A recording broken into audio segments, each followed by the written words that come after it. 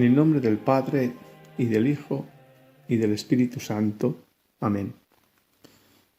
Mis queridos hermanos, esta segunda parte del programa se abordará la causa de la encarnación de nuestro Señor Jesucristo,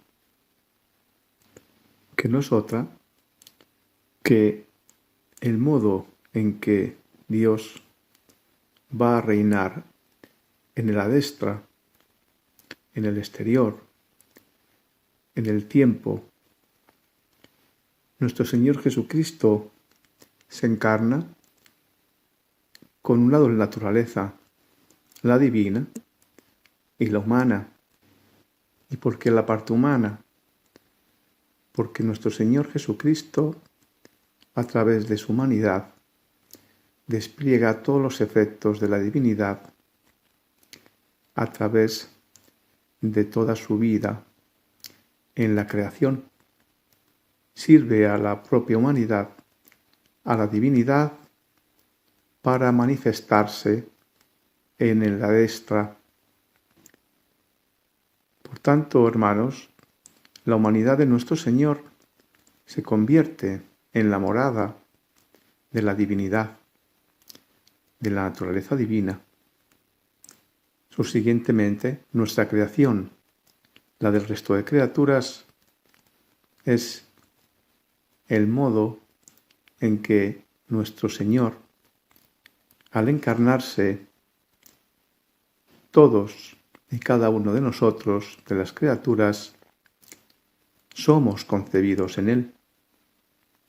De ahí nuestra imagen y semejanza, cuyo destino debía ser que por la unidad en el Hijo tuviéramos la unidad con el Padre.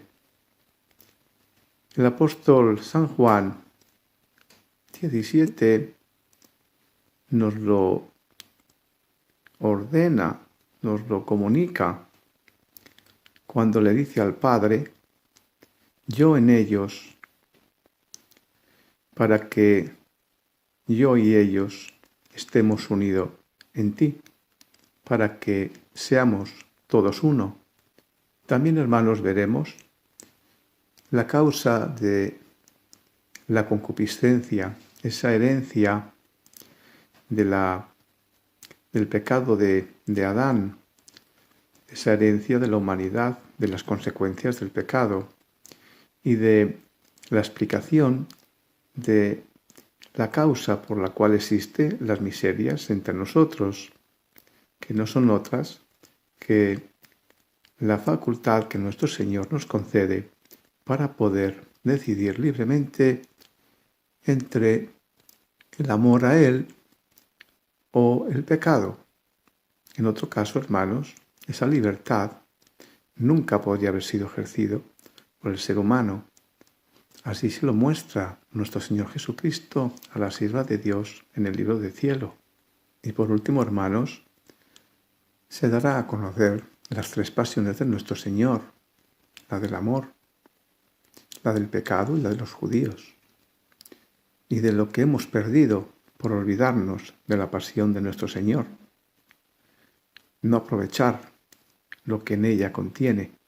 Nos acompaña nuevamente el Padre Osvaldo Perleche Santa Cruz, párroco de la parroquia de San José de Cartavio, en la archidiócesis de Trujillo, Perú. El Padre Ángel Martínez Sagasti, miembro del Opus Dei, residente en Paraguay. El Padre Pedro Luis Reyes Lebrón, párroco de la parroquia de San Jorge en Puerto Rico. Y el doctor Tomasini, como traductor de los escritos de la sierva de Dios Luisa Picarreta y experto en el conocimiento de los mismos. Le damos paso, doctor. Muchísimas gracias por estar con nosotros. En la eternidad, la humanidad del Verbo, lo que en el futuro, en el tiempo, se va a llamar Jesús, ya estaba. Y en esa imagen que él había pensado, es en donde toma el modelo para la creación del hombre.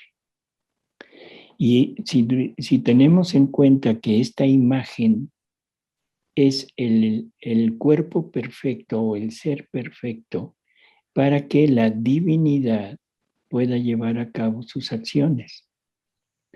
La divinidad es luz, el hombre tiene ojo, para que esa luz pueda incidir y pueda ser útil. Una luz sin ojo no sirve. Un ojo sin luz tampoco sirve. La divinidad, o sea, la divinidad es movimiento, ¿sí? El hombre tiene la capacidad de moverse, de desplazarse. En el hombre, la divinidad tiene esa posibilidad de llevar a cabo sus acciones. La divinidad es el latido de toda la creación, pero no tiene corazón. Crea un corazón en la humanidad, o sea, lo genera para poder poner su movimiento de latido en todo lo creado. Y así por el estilo. Entonces, la imagen que Dios tiene del hombre y del hombre que va a ser su propia humanidad, ahí pone todo lo necesario para que él, como divinidad, pueda desarrollar sus acciones, pero fuera de la Trinidad. O sea, en esa creación que va a ser como una casa. Por lo tanto, el punto principal del encarnarse del Verbo no es venir a redimir, no es causado por el pecado, que eso a veces se ha pensado, que el Verbo se tiene que encarnar para venir a redimir.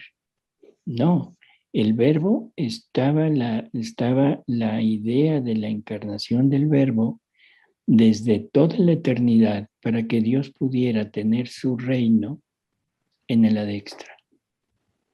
Y eso como que no lo entendíamos hasta ahora con los escritos de Luisa, en donde Jesús le revela y le dice que un bien no es completo si no se tiene por dentro y por fuera. Dios en su interior, en su adintra, tiene todo. Es completo, es perfecto, no le falta absolutamente nada, pero no hay una adextra. No hay con quién relacionarse aparte de él.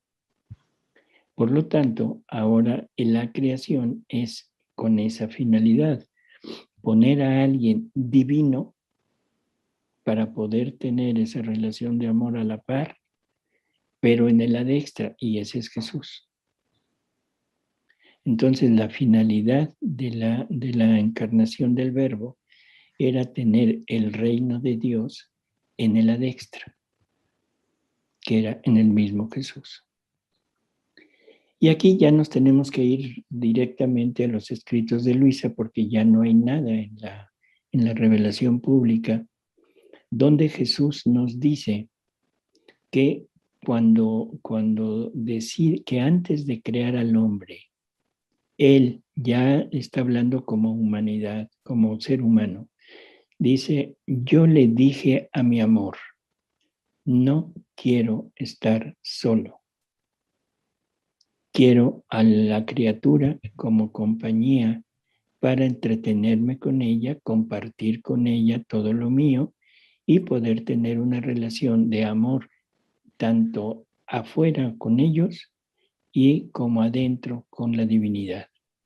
Y esa es la causa de la creación de nosotros. Ahora, para que Jesús, hombre y Dios verdadero, pudiera tener una relación de amor en el adextra, forzosamente se necesitaba que el ser creado, él sí, nosotros somos creados, tuviéramos exactamente lo mismo que él, que fuéramos divinos igual que él. Y eso nos lo deja dicho San Juan y nos lo deja dicho Jesús. O sea, no es tampoco nada nuevo. Lo malo es que no nos dijeron el cómo. Jesús en la última cena. O sea, Jesús me dice, yo en ti, el Padre en mí, y ahora somos uno.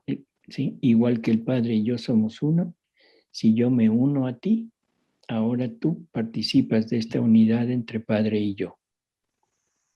O sea, ¿se acuerdan de esas palabras? Padre, yo en ellos, tú en mí, para que ellos sean uno y sean uno con nosotros de la misma manera que tú y yo somos uno. Y San Juan nos lo deja perfectamente explicado en que en su primera carta, esto es algo que se ha repetido y repetido, donde San Juan dice, hijitos, ya somos hijos de Dios. O sea, ya está la redención, ya Jesús nos redimió, ya tenemos acceso al Padre, ya tenemos acceso al cielo, ya está restituido, perdonado el pecado original, ya somos hijos de Dios. Pero lo que debemos ser, no lo conocemos. Es tremenda esa frase. Lo que debemos ser, no lo conocemos.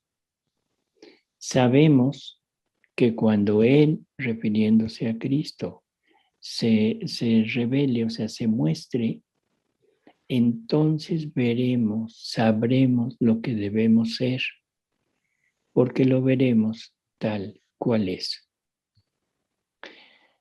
En este punto es en donde yo quisiera centrar ya todo lo de la pasión, porque ahora ya tengo la idea de que yo debo ser igual que Jesús, con Él en mi interior, no por mí, sino como un don que Dios me va a dar y que lo quiero tener junto conmigo, y que eso es lo que me va a dar la posibilidad de actuar como Dios. Doctor, Sí. quería hacer un inciso ahora que va a entrar en la pasión del Señor. En lo referente a algo que yo creo que todos nos hemos preguntado alguna vez y que es bastante común plantearlo. Quien realmente se sale de la divina voluntad es Adán. Quien comete el pecado de la desunión con el Creador es Adán. Luego, esa herencia de todas las criaturas que han descendido del seno de de Adán y de Eva, esa herencia de la concupiscencia, en definitiva, no habiendo sido la criatura quien ha originado aquel pecado, sin embargo, es heredera. Ciertamente el Señor ha pagado por todos nuestros pecados, pero la criatura ha empezado a pecar a raíz de esa herencia de la inclinación al pecado, de la concupiscencia. Entonces, la cuestión es, ¿se conoce cuál es la causa por la cual toda la humanidad es heredera de ese pecado original del primer hombre, no Jesucristo, de Adán en este caso? Bueno, yo lo primero que diría, o sea, no sé, es que el pecado no se hereda. Eso es definitivo. Y, o sea, hay mucha controversia con esto. Aquellos dichos de la divinidad que Él castiga la maldad del hombre hasta la tercera y cuarta generación, se ha tomado como que se heredan los pecados. Yo creo que si leemos Ezequiel 18, o sea, el profeta Ezequiel en el capítulo 18 queda perfectamente aclarado que el pecado no se hereda. Se heredan las consecuencias del pecado. Adán comete desobedece a Dios. Pierde con eso el derecho a tener la posesión de los dones que se le habían otorgado, tanto los dones preternaturales como los sobrenaturales. Los sobrenaturales son los más importantes, que era la vida divina y la voluntad divina. En ese momento el hombre queda desprovisto de la gracia y ya no puede tener acceso a la divinidad, ya no puede tener acceso al cielo. Ninguno de los grandes del Antiguo Testamento, ninguno de los grandes santos, un Abraham, un Moisés, un Isaías, un Elías, todos los profetas, incluyendo a San José, ninguno pudo entrar al cielo, porque todos estaban muertos a la gracia. ¿Por qué? Porque Adán, perdiendo la vida divina y perdiendo la voluntad divina, ya no la puede heredar. O sea, lo que nosotros llamamos pecado original es la ausencia de vida divina y de voluntad divina, la ausencia de la gracia. Por lo tanto, quedamos totalmente inermes. Yo no heredo el pecado de Adán, no heredo la desobediencia, heredo la consecuencia de esa desobediencia, que es diferente. Entonces, aquí ya empezamos a entrar en ese terreno. O sea, pero antes yo quisiera aclarar cuál era la finalidad de habernos creado a imagen y semejanza. Cuando San Juan nos dice lo que debemos ser, lo vamos a conocer cuando Jesús se muestre tal cual es, porque entonces lo veremos en plenitud. Entonces la pregunta es, bueno, ¿qué es lo que vamos a ver? Vamos a ver una humanidad como la nuestra, igualita. Vamos a tener una naturaleza espiritual igual que la suya, un alma, un espíritu, las tres potencias del alma, porque él tenía un alma, un espíritu y tenía voluntad humana, inteligencia humana y memoria humana. Eso también lo tenemos nosotros. Pero ahora la pregunta es, ¿qué más tendrá? Bueno, pues simple y sencillamente lo que tiene es naturaleza divina. Y esa es la que perdimos. Esa es la que ya no tenemos nosotros. Esa naturaleza divina tenía que actuar, ser semejante a las acciones de Jesús, o sea, actos divinos. Y lo que Dios quería era tener una retribución de actos divinos con actos divinos, un amor divino que Él nos da y un amor divino que le damos, una gloria divina que nos da y una gloria divina que le retribuimos. O sea, es ese intercambio de vida divina. Jesús en pocas palabras nos dice esto en los escritos de Luisa, cuando dice vivir en la divina voluntad es darle Dios a Dios. Entonces, lo que el hombre perdió fueron los dones. Lo que el hombre perdió fue toda esa inmensidad de riqueza de vida y de voluntad divina. Pero hoy la pregunta es, ¿y Dios qué perdió? ¿O no perdió nada? Por supuesto que perdió. ¿Y qué fue lo que perdió? Bueno, simple y sencillamente pierde la parte de la retribución. La parte de la retribución, de esa retribución de actos divinos que tenía que tener en él. Eso es lo que Dios pierde. Por lo tanto, ahora la redención que viene a ser Jesús es en dos sentidos. Es redimir al hombre, o sea, redimir al hombre quiere decir salvarlo primero, restituirle la gracia, restituirle la vida divina, y segundo, restituirle a la divinidad todo lo que se le debía. Se le debía actos divinos, se le debía gloria divina, se le debía amor divino. Y esa es la parte fuerte de la redención. Entonces, no es nada más la salvación del hombre, sino es para que eso se le pueda restituir al Padre, se necesita que el hombre sea rehecho, se le sean dados nuevamente tanto la vida divina como la voluntad divina. No es solamente la salvación. ¿Y hay alguna explicación de esa herencia, de esas consecuencias del pecado cometido por Adán? Porque, claro, la criatura, la humanidad entera, hereda esas consecuencias y por ende deja de amar a Dios como el que es el amado. Pero, sin embargo, la criatura empieza a llevar una vida pecaminosa por la herencia de las consecuencias del pecado. ¿Hay alguna explicación a este respecto en los escritos de Luisa? Por eso ahí nace la concupiscencia, o sea, que es el llevar hacia el mal todo lo tuyo. O sea, aquí necesitamos otra cosa. Necesitamos entender algo que puede causar controversia, pero como todo, las miserias son creadas por Dios. Dios nos creó con miserias. Esas miserias estaban dadas al hombre para que el hombre pudiera ejercitar las virtudes. Si el hombre no tiene la desobediencia en sí mismo como algo que lo impulsa a desobedecer, nunca podría decirse obediente. Porque ¿qué iba a vencer? El punto era vencer ese impulso de la desobediencia para hacer crecer la virtud de la obediencia. Si el hombre no tuviera la parte de la lujuria, el hombre nunca se podría decir casto.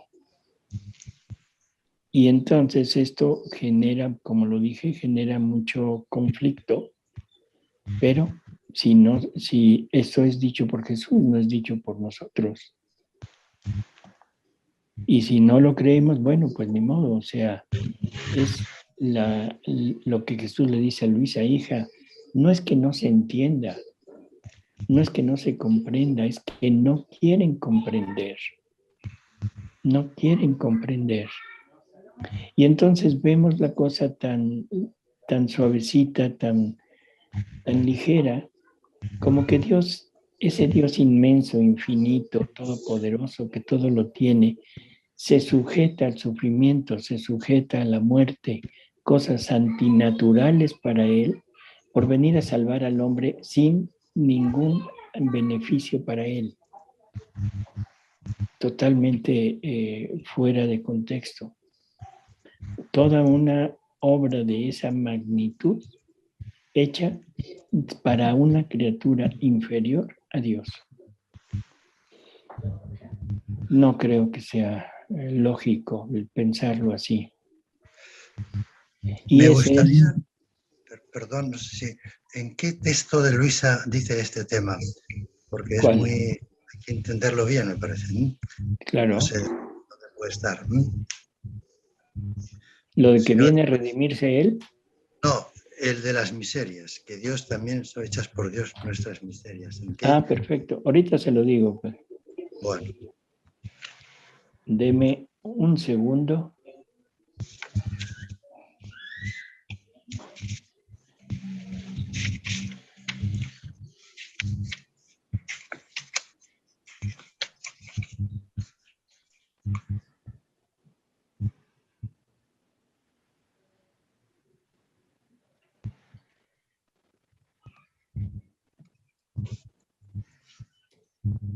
Es en la lectura 6 del libro 6, la lectura 139, Padre. Ok, perfecto. Y dice así, mire, dice así para que más o menos quede claro. Dice, considerando mi miseria, la debilidad de la naturaleza humana, me sentía ser un objeto abominable a mí misma e imaginaba cómo soy más abominable ante Dios y decía entre mí, Señor, cómo se ha hecho fea la naturaleza humana. Y viniendo Jesús me ha dicho, hija mía, nada ha salido de mis manos que no sea bueno. Más bien he creado la naturaleza humana bella, pero de apariencia engañosa. Y si el alma la ve despreciable, purulenta, débil, abominable, esto sirve a la naturaleza humana como sirve el estiércol a la tierra, que quien no entiende del todo diría, loco aquel que ensucia el terreno con esta suciedad.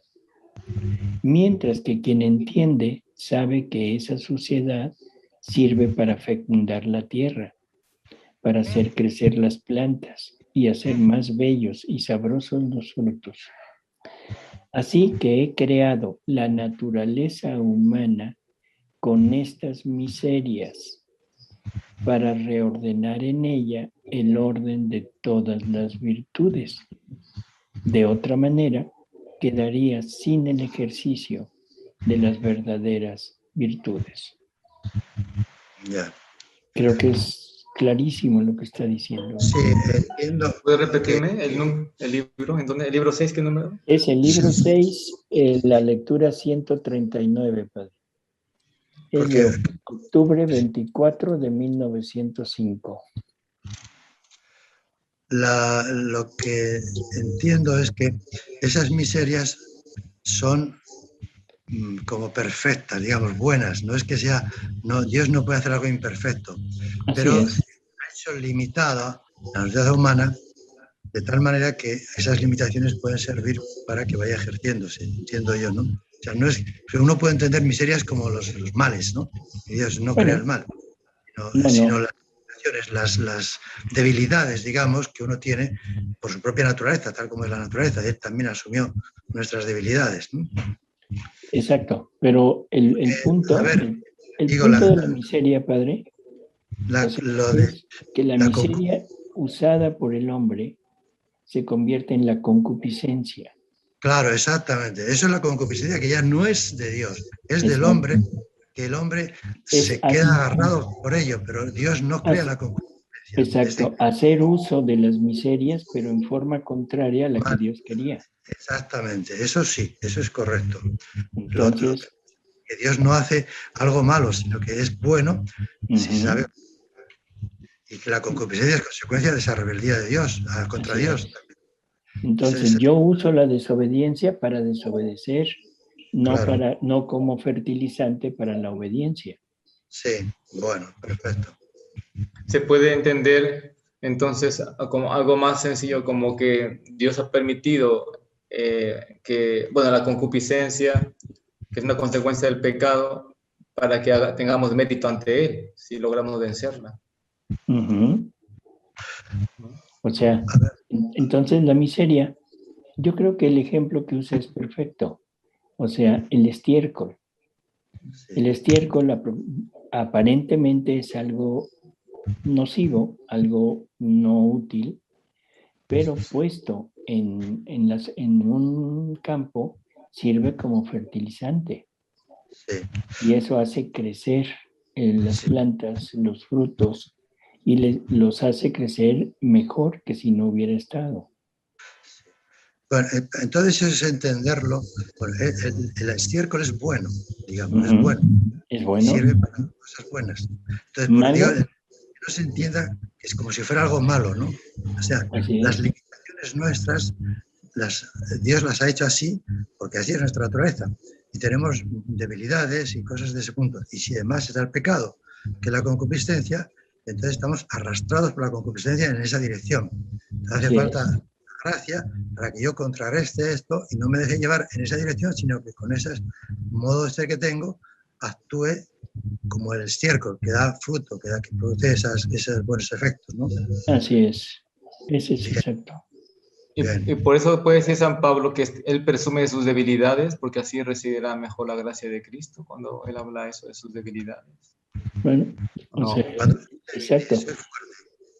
O sea, todo va encaminado a lo mismo. O sea, el hombre pierde, como dijimos, el pecado tiene tres acciones. O sea, defrauda el amor y la gloria de Dios. O sea, que ese es el primero. El segundo es ofende, ya una ofensa real a Dios. Y el tercero es debilita al hombre. Le resta fuerzas para poder enfrentarse a sus miserias sin la unión con Dios. Que esas son las tres pasiones del Señor, que es la pasión del amor, la pasión del pecado y la de la debilidad, de la pasión que sufrió físicamente. Son los tres efectos del pecado. Así es. O sea, ese es el punto. La pasión del amor restituye el amor que todos deberíamos de haberle dado al Padre.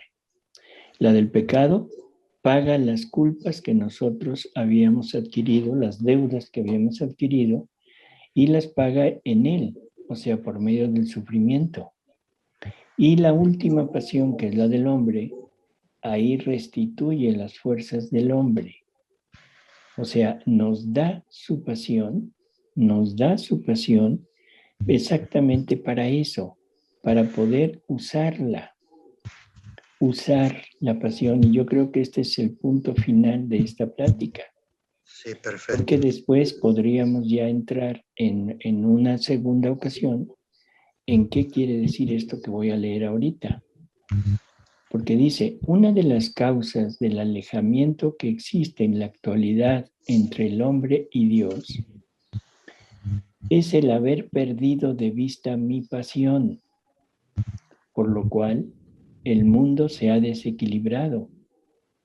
En las tinieblas no ha encontrado la luz de la pasión que lo ilumine, y haciéndole conocer mi amor, cuántas penas me cuestan las almas, pueda reaccionar y amar a quien verdaderamente lo ha amado. La luz de mi pasión guiándolo, lo pondría en guardia de todos los peligros. En la debilidad no ha encontrado la fuerza de esta pasión que lo sostenga. En la impaciencia no ha encontrado el espejo de mi paciencia que le infunda la calma, resignación, y ante esta, avergonzándose, tenga como un deber dominarse a sí mismo. En las penas no ha encontrado el consuelo de las penas de un Dios, que sosteniendo las suyas, le infunda amor al sufrir. En el pecado no ha encontrado la verdadera santidad, que haciéndole frente le infunda odio a la culpa. Entonces, si entendemos esto, ahora yo quiero repetir las primeras palabras. El haber perdido de vista mi pasión. O sea, no hemos usado la pasión de Cristo para vencernos nosotros. Y otra vez aparece San Pablo aquí. Tenemos que completar en nosotros lo que le faltó a la pasión de Jesús. Y la pregunta es, ¿qué le faltó? Le faltó que la hiciéramos nuestra. Eso no lo podía hacer Él. Eso hubiera sido obligarnos. Y esto tiene que ser voluntario. Entonces, lo que le falta a la pasión de Cristo es que yo me la ponga como una vestidura, como si fuera un silicio que me está mortificando, pero un silicio que a la vez de mortificarme me da la fuerza, me da la luz, me da la santidad, me da la resignación, me da la calma. O sea, todo eso es lo que este silicio de la pasión de Cristo me va a dar.